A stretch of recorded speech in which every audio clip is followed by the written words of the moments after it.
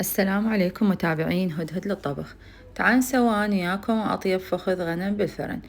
بالبداية مثل ما تلاحظون سويت بيه فتحات كلها هيجي، عمود هم يستوي بسرعة وهم التتبيلة تتغلغل بداخل الفخذ، ونستغل الفتحات ونخلي بيها حبات من الهيل مثل ما تلاحظون.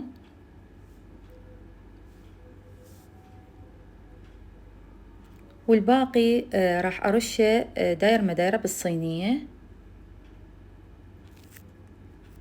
وراح أخلي همات عواد من القرنفل وهمات هم بالفتحات الباقية، هم كم فتحة أختار يعني، وهم أخلي بيها هم ينطيها طعم ونكهة طيبة، والباقي أرشه بالصينية.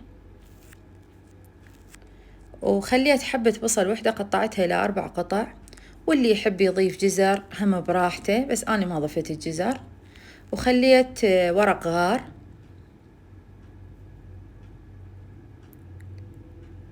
وهنا هسه نسوي التتبيلة. نص ملعقة كوب بابريكا، ونص ملعقة كوب كركم، وربع ملعقة كوب زنجبيل، وشوية من زيت الزيتون كأن يكون نص فنجان، وملح حسب الرغبة. نخلط المواد، وهنا راح أضيف 4 أعواد من الدارسين،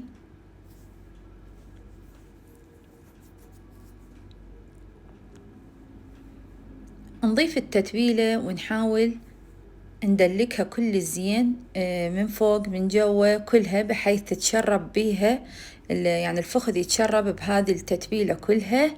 هسه بعد ما كملتها من فوق ومن جوا، الكاسة نفسها اللي كنت مسوية بها الخلطة ترستها مي وضفتها،